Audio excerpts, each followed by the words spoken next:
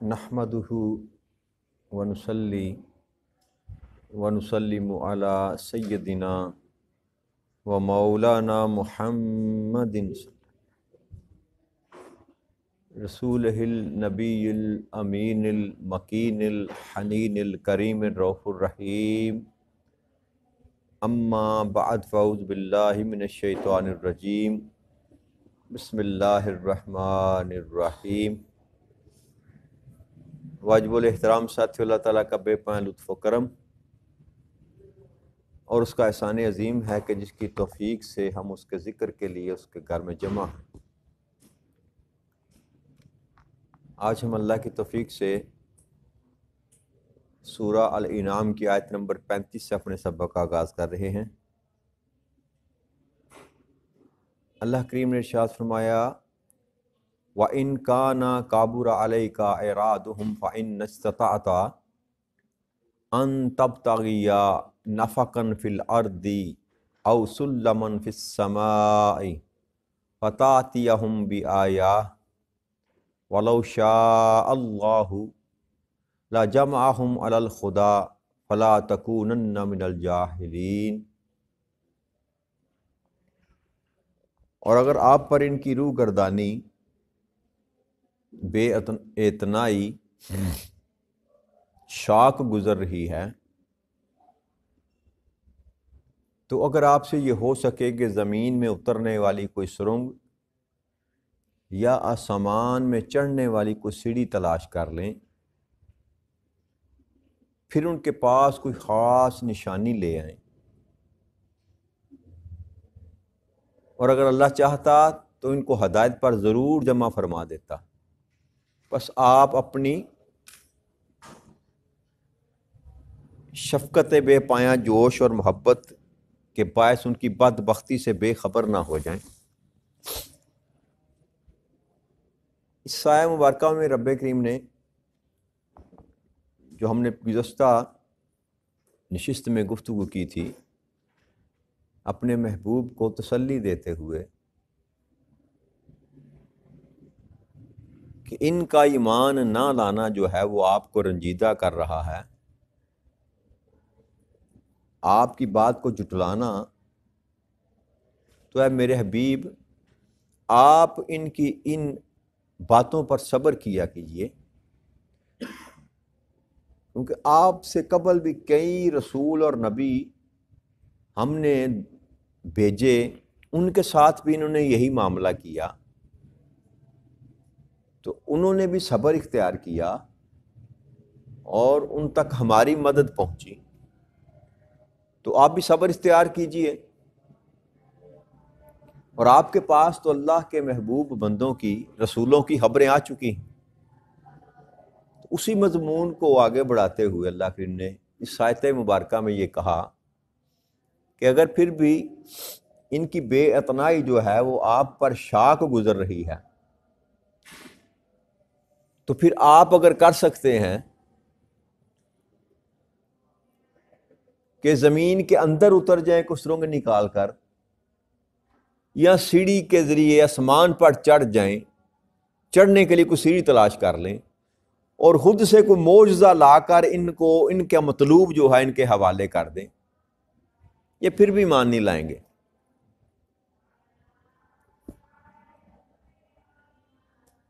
बाद आसार कुतब में ये बात आती है कि हारिस बिन आमर, ये कुरैश का एक सरदार था, और बाद दूसरे कुरैश के साथ मिलकर नबी अकरम सल्लल्लाहु अलैहि वसल्लम के पास आया। तो कहने लगा कि हमारे पास को अल्लाह की तरफ से निशानी लाइए, जैसे पहले रसूल जो थे वो लेकर आया करते थे। तो अल्लाह करीम ने उनके इस मुतालबे पर आका करीम सल्लल्लाहु अलैहि वसल्लम को कोई भी मौजज़ा अता करने से मना फरमा दिया। इस बात पर उनको मतलूबा मौजज़ा मुयस्सर ना आने पर वो मुँह फेर कर चले गए कि आप हमारी ये डिमांड पूरी करें, हमें कोई मौजज़ा दिखाएं तो हम आपकी तस्दीक कर देंगे। तो जब वंशा इलाही ना हुआ, रज़ा इलाही ना हुई, तो वो آپ سے منہ پھیر کر جب چلے گئے تو نبی اکرم صلی اللہ علیہ وآلہ وسلم کو اس بات پر رنج ہوا. تو اس کا جواب اللہ کریم یہ دے رہے ہیں، کیونکہ یاد رکھیں نبی اکرم صلی اللہ علیہ وسلم کو طمع اور لالچ اور حرص فقط یہی تھا کہ کوئی بھی ایمان کی دولت سے محروم نہ رہ سکے. لیکن رب کریم جو ہے وہ عالم الغیب ہے، ہر چیز کو جاننے والا ہے، کیا کب کیوں اور کیسے ہوگا اس کے سوا کوئی اور نہیں جانتا.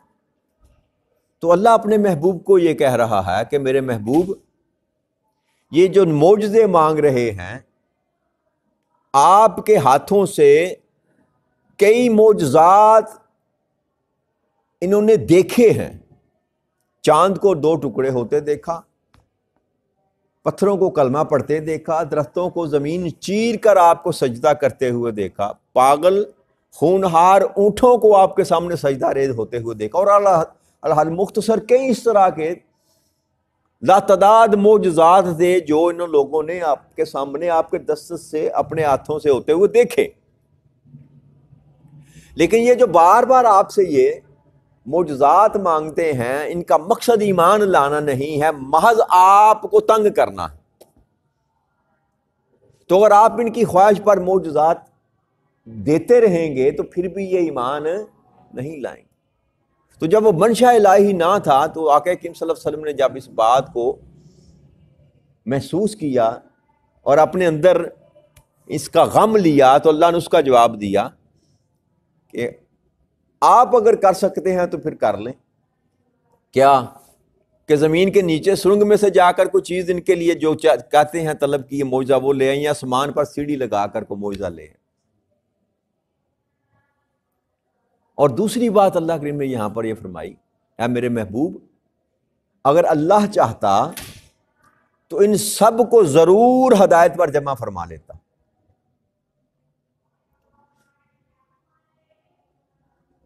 کہ اگر رب کریم کا منشا یہ ہوتا کہ ہر بندہ ہی صاحب ایمان ہو، یعنی یہ اللہ کریم کی اپنی تقسیم ہے نا کہ ہر بندہ ایمان قبول نہیں کر سکتا. اللہ فرماتے ہیں اگر میں یہ چاہتا، میری چاہت ہی یہ ہوتی کہ سارے ہی صاحب ایمان ہوں تو میں نے سب کو جمع کر لیتا. پھر نہ کوئی رسول بھیجنے کی ضرورت تھی، نہ کوئی کتاب نازل کرنے کی ضرورت تھی، نہ کوئی ہادی زمین پر اتارنے کی ضرورت تھی. مطلقاً میں فیصلہ کر لیتا اپنے امر سے، اور میں کن کہتا اور ساری کائنات جو ہے وہ ایمان والی ہو جاتی. میرے لیے تو کوئی بات مشکل. تو اے میرے محبوب یہ اگر میں چاہتا تو سب کو ہی ایمان والا کر دیتا. اور یہ بھی تسلی دینے کا ایک انداز تھا نا اللہ کریم اپنے محبوب کو، کیا میرے محبوب یہ سارے ایمان نہیں لائیں گے؟ آپ تو یہ چاہتے ہیں، آپ تو اس معاملے میں حریص ہیں کہ کوئی بھی ایمان کی دولت سے محروم نہ رہے، لیکن میرے محبوب یہ میری چاہت نہیں ہے. اللہ نے ایک نظام بنایا، انسانیت کو پیدا کیا، پھر انسان کا ایک میلان ہے، ایک رجحان ہے، یاد رکھیے ہر انسان کا. اس میلان اور رجحان کو دیکھتے ہوئے اللہ کریم نے کتاب محفوظ پر لکھ رکھا ہے فلاں یہ کرے گا، فلاں جہنم میں جائے گا، فلاں جنت میں جائے گا، فلاں صاحب ایمان ہوگا، فلاں کفر کی حالت میں مارا جائے گا. یہ سارا کچھ اس نے اپنے علم کے حساب سے سارا کچھ لوح محفوظ میں لکھ رکھا. تو اب یہ ممکن نہیں ہے کہ ہر انسان جو ہے وہ صاحب ایمان ہو. بس یہ خوش بختی اور بدبختی کا سودا ہے. جس کے نصیب میں اللہ کے امر سے یہ لکھا جا چکا ہے اس کو کسی نہ کسی طریقے سے ایمان میسر آ جاتا ہے. اور نبی اکرم صلی اللہ علیہ وسلم سے ہزاروں میل دور بھی تو تھے نا اس وقت بھی، جب محض سن کر ایمان لے آتے تھے. جیسے حبشہ کا نجاشی بادشاہ سینکڑوں ہزاروں میل دور بیٹھے ہوئے ہیں، آقا کریم صلی اللہ علیہ وسلم کی بات سنی، آپ کے اوصاف پوچھے، آپ کے افعال اور اعمال جب لوگوں سے پوچھے تو دل گواہی دے بیٹھا کہ ہاں یہ اللہ کے رسول کے سوا کسی اور میں یہ وصف نہیں ہو سکتا، بن دیکھے بن سنے ہی مان لے آئے۔ وہ بھی تو تھے، اور وہ بھی تھے جو سامنے بیٹھے ہوئے تھے، جیسے ابو جہل وغیرہ ہیں، روز سنتے تھے، روز دیکھتے تھے، جانتے تھے کہ سچے ہیں، حق پر ہیں، لیکن پھر بھی ایمان ان کو نصیب نہ ہوا۔ تو یہ اللہ کریم کی یہ تقسیم ہے، جس کو اللہ کے سوا کوئی اور نہیں جانتا۔ اور جیسے یہ مختلف قسم کے سوالات کیا کرتے تھے نبی اکرم صلی اللہ علیہ وسلم سے، اور کئی معجزات ایسے ہیں جو آپ نے دکھائے، اس کے باوجود وہ ایمان، چاند کو 2 ٹکڑے کر کے دکھایا پھر بھی ایمان نہ لے کر آئے، کنکریوں کو کلمہ پڑھا کر سنایا پھر بھی ایمان نہ لے کر آئے۔ بنو اسرائیل میں، سورہ بنو اسرائیل میں اللہ کے ارشاد فرماتے ہیں آیت نمبر 90 سے 93 تک، اور کافروں نے کہا کہ ہم آپ پر ہرگز ایمان نہیں لائیں گے حتیٰ کہ آپ ہمارے لیے زمین سے کوئی چشمہ جاری کر دیں۔ اب یہ سارے جو مطالبات تھے جن کو اللہ کریم رد کر رہا ہے، یا آپ کے لیے کھجوروں اور انگوروں کا کوئی باغ ہو، یعنی کہ آپ بہت مالدار ہوں، یا زمین میں سے کوئی چشمہ جاری کر دیں، یا آپ کے لیے کھجوروں اور انگوروں کا کوئی باغ ہو، پھر آپ ان باغوں کے اندر بہتی ہوئی نہریں جاری کر دیں، یا جیسے آپ نے کہا آپ ہم پر آسمان کے ٹکڑے ٹکڑے کر کے ہمیں گرا دیں، آسمان کو ہم پر گرا دیں، یا اللہ اور فرشتوں کو ہمارے سامنے بے حجاب لے کر آ جائیں، یا آپ کے لیے سونے کا گھر ہو۔ نہیں، کوئی فضیلتیں وہ گنتے ہیں نا جو ظاہری نظر آنے والی ہو، بھائی کچھ تو ایسا ہو جس کے سبب سے ہم آپ کو اللہ کا نبی مان لیں، کہ آپ کا گھر ہی سونے کا ہو، محل ہو آپ کا سونے کا، یا آپ سامان پر چڑھ جائیں ہمارے سامنے، اور ہم آپ کے چڑھنے پر بھی ہرگز ایمان نہیں لائیں گے حتیٰ کہ آپ ہم پر ایک کتاب نازل کریں جس کو ہم پڑھیں۔ فقط آسمان پر چڑھتا ہوا دیکھ کر بھی آپ پر ایمان ہے، آپ آسمان پر چڑھیں اور پھر کتاب نازل کریں ہم پر۔ تو اللہ نے فرمایا کہ میرے محبوب آپ کہہ دیجئے میرا رب ایسے لا یعنی مطالبات کو پورا کرنے سے پاک ہے، میں تو صرف بشر رسول ہوں۔ تو یہ بنو اسرائیل میں اللہ کریم نے یہی جواب تفصیل کے ساتھ وہاں پر نقل کیا گیا کہ میرے محبوب یہ جس طرح کے مطالبات کرتے ہیں، اللہ پاک ہے ان چیزوں سے کہ ان کے مطالبات کو مانے۔ یہ جو بے معنی اور لا یعنی قسم کے مطالبات کرتے ہیں، مقصد کیا ہے؟ پیچھے محرکات میں جو بات تھی، ان کے جو تحریک تھی وہ یہ تھی کہ وہ ایمان لانا ہی نہیں چاہتے تھے، اس لیے ایسی بے ابس باتیں کرتے تھے جن کا نہ سر ہوتا نہ پاؤں ہوتا۔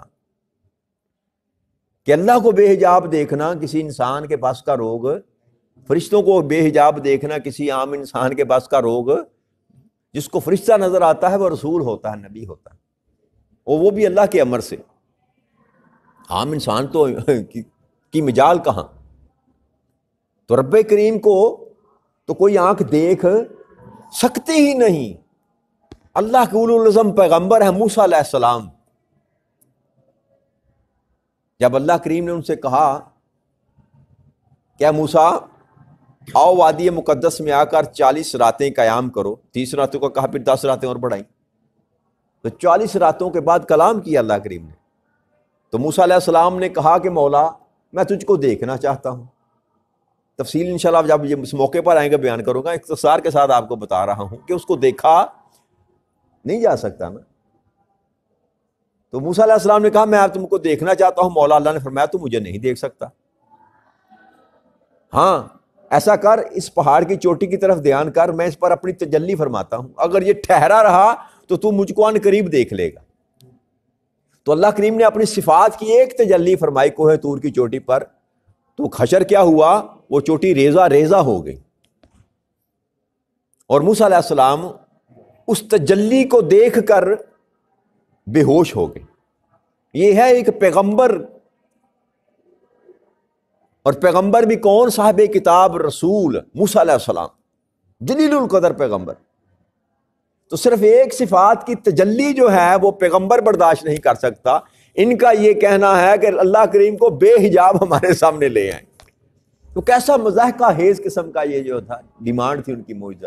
اس لیے اللہ نے فرمایا کہ میرے محبوب آپ اپنی رحمت کے سبب، شفقت کے سبب، بے پایا محبت اور جوش کے پاس ان کی بدبختی سے بے خبر نہ ہو جائیں. ان کے نصیب میں ایمان ہے ہی نہیں.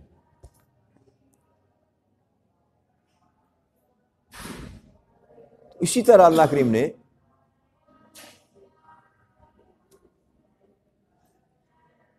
معجزات جو طلب کیے جاتے ہیں نا، جیسے